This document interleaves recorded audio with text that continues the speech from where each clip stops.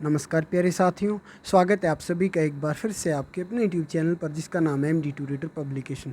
तो फ्रेंड्स, आज की वीडियो में बात करेंगे जो कर्मचारी चयन आयोग ने अब से कुछ देर पहले आपका जो क्लर्क के लिए रिवाइज रिजल्ट जारी किया था फ्रेंड्स, उसके लिए scrutiny and department preference filling के लिए एक नोटिस आया है। अब इसमें किस डेट को आपका DV होगा उसके बारे में भी बात करेंगे, क्या क्या आपको डॉक्यूमेंट लेकर जाने हैं, किस प्रकार से डॉक्यूमेंट लेकर जाने हैं, किन किन बातों का आपको ध्यान रखना है।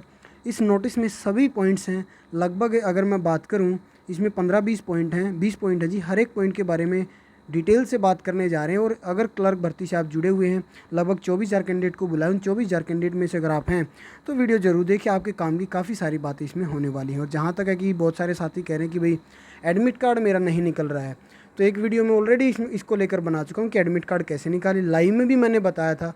फिर भी अगर आपकी डाउट है, क्वेरी है, तो आप कमेंट कीजिए, मैं एक वीडियो इसके लिए और बना दूंगा। अब बात करते हैं इस नोटिस को लेकर, scrutiny and department preference filling notice. ये सभी आप जानते हैं कि भी कोर्ट केस की वजह से रिजल्ट को रिवाइज किया जा रहा है। पहले जिनकी DV उसको नल एंड वॉइड किया गया है, उसको बिल्कुल एक तरीके से डिलीट मान लिया, और सभी की जो DV है, डॉक्यूमेंट वेरिफिकेशन है, वो नए सिरे से होगी। और नए सिरे से ही आपको क्या करना है, डिपार्टमेंट की प्रेफरेंस देनी है। अगर आप डिपार्टमेंट की प्रेफरेंस नहीं देते और आप शॉर्ट लिस्टेड आप DV कराते हैं, तो फिर आयोग अपने हिसाब से जो है आपको डिपार्टमेंट अलोकेशन करेगा। फिर आप उसमें किसी प्रकार से चैलेंज कोई चीज़ को लेकर नहीं कर सकते हैं। और जहाँ तक बात है आपका रोल नंबर वाइज शेड्यूल की, अब 21 तारीख से आपकी DV स्टार्ट हो रही है। एक बात मैं आपको बता दूं, आपकी लॉगिन आईडी पर आपके एडमिट कार्ड कल से आ जाएंगे। आप अपने वो एडमिट कार्ड भी डाउनलोड करेंगे, उस एडमिट कार्ड पर आपकी DV कब होगी वो भी आपको देखने को मिलेगा। और एक शेड्यूल भी जारी किया अभी 21 मई को, इस रोल नंबर की रेंज में जिसका उसका होगा। 22 को ये, 23 को ये हैं, उसके बाद 24 वाले ये हैं, 25 वाले ये हैं, 26 वाले ये हैं, 27 वाले ये हैं जी, 28, उसके बाद 29, उसके बाद 30, 31, 1 जून और 2 जून। ठीक है फ्रेंड्स, उसके बाद 3 जून, 4 जून, 5 जून और 6 जून, यानी कि 6 जून तक आपकी ये DV रहेगी। उसके बाद इंपॉर्टेंट नोट डाला हुआ कि candidate shall download their admit card. जैसे मैंने आपको बताया 19/5 से आप अपने एडमिट कार्ड डाउनलोड कर सकते हैं अपनी लॉगिन ID से और पासवर्ड से। Shall appear before the committee, आप कमेटी के सामने आने से पहले अपना एडमिट कार्ड डाउनलोड करें, उस पर जो टाइम और डेट है उसी के हिसाब से आप आएँ। सभी आपके जो डॉक्यूमेंट हैं उनकी all photostat copy of document to be submitted during physical scrutiny of document shall be clear and legible.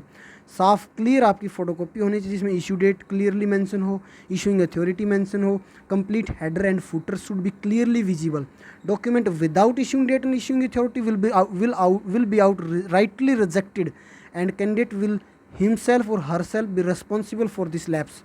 बिल्कुल क्लियरली यहाँ पर आयोग बोल रहा है फ्रेंड्स, इन चीज़ों का आप ध्यान रखें। Only those document will be considered valid which are issued before cut off date. तो 13/8/2019 से पहले ये आपकी कट ऑफ डेट के सारे डॉक्यूमेंट आपके होने चाहिए। So candidate must bring document issued before cut off date for the said post, यानी कि जो कट ऑफ डेट है ना फ्रेंड्स, वो ये मानी गई है सभी डॉक्यूमेंट की, नो जॉब वालों की भी, सभी की। Status of scrutiny conducted during physical verification is only provisional and is subject to change. When candidates are asked to come for scrutiny, it is expected to them to present all documents in support of their claim in application form. Their documents are checked with original and collected and only provisionally comment are entered by checking committee। सभी अपने document लेकर आएँ, जो online scrutiny में आपने upload किए वही लेकर आएँ। ठीक है, उसके बाद in case of any fake document submitted by candidate, candidature of candidate will be cancelled. कोई भी फेक अगर आपके पास आपके द्वारा डॉक्यूमेंट दिया जाता, कैंडिडेचर तो रद्द होगा, आपको फ्यूचर की भर्तियों के लिए डिबार्ड भी किया जाएगा, क्रिमिनल प्रोसीडिंग आपके अगेंस्ट चलेंगी। So candidate shall submit produce only those document which are correct and authentic. Thumb and facial biometric भी होगी, will also be carried out during scrutiny of document of all candidates. In case of any mismatch, their candidature will be cancelled and candidates will be debarred from further या future recruitments। तो जो biometric में जिसकी matching नहीं होगी उनको भी बाहर किया जाएगा। और यहाँ पर लिखा हुआ है क्योंकि टाइम बाउंड में हमें सारी चीज़ें करनी है तो एब्सेंटी को मौका नहीं दिया जाएगा। फ्रेंड्स, इस चीज़ का भी आप ध्यान रखेंगे। तो जो डेट और टाइम आपके एडमिट कार्ड में उसी के हिसाब से आप आए। Candidate has to submit all is document at one time and no opportunity to change or add any document will be given after his scheduled date and time under any circumstance। तो जिस date को आपका time है ना भाई, उसी दिन अपने सारे डॉक्यूमेंट लेकर पहुंच जाए। सीधी सीधी भाषा में आपको बता रहा हूँ, कोई भी अगर चूक रहती है उसके रिस्पॉन्सिबल आप हो गया, आयोग किसी भी सर्कमस्टांस में दूसरा चांस आपको नहीं दे रहा है। Since biometric will also be carried out to check impersonation, so candidates once entered in the premises will not be allowed to exit for any reason till his process of scrutiny is completed. So candidate must bring all document along with him, as he or she will not be allowed to leave his premises once entered for any reason such as taking print out and photo state. तो किसी भी reason के लिए आपको बाहर नहीं जाने दिया जाएगा एक बार अगर आपकी एंट्री हो जाती है तो। Responsibility of submission of document lies with candidate and under no circumstances request for change of slot time and date will not be entered. Clearly सारी चीज़ें मेंशन है, आपका कोई भी जो डेट और टाइम चेंज करने की रिक्वेस्ट नहीं कंसीडर की जाएगी। Format of socio economic criteria document as already attached annexure and with advertisement is also enclosed here with all candidate must submit the document for socio economic benefit in required format. तो socio economic का format है, उसी format के हिसाब से आप बनाए no job वाला। इलेक्ट्रॉनिक गैरेज वहाँ पर अलाउड नहीं है। Documents shall be arrange in following sequence. सबसे पहले स्क्रूटनी फॉर्म रखें, उसके बाद ऑनलाइन अप्लीकेशन फॉर्म रखें, उसके बाद 10वीं की मार्कशीट, 12वीं की marksheet, graduation, domicile, caste certificate, dependent का है तो वो रखें, सोशियो इकोनॉमिक में नो जॉब है तो वो रखें, आधार कार्ड या आईडी प्रूफ रखें, कोई और डॉक्यूमेंट हो तो वो रखें। All pages shall be self attested and numbered.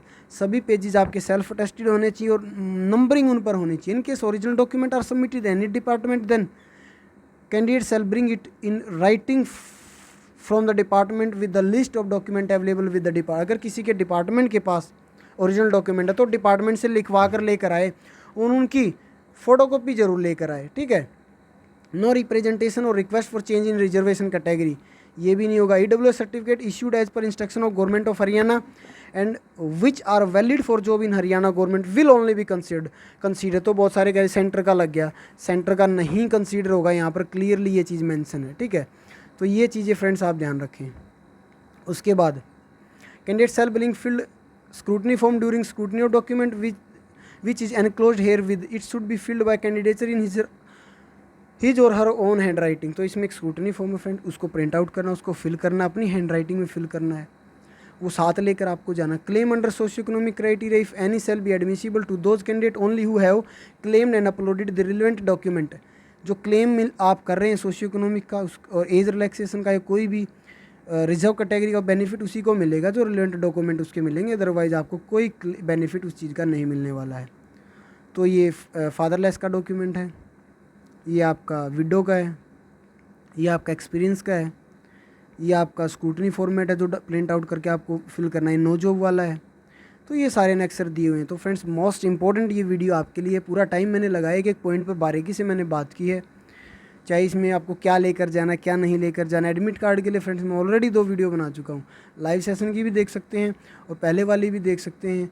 उसमें अगर फिर भी आपका डाउट रहता है आप कमेंट कीजिए, मैं एक वीडियो और बनाऊँगा। आज की इस वीडियो में फ़िलहाल इतना ही, धन्यवाद।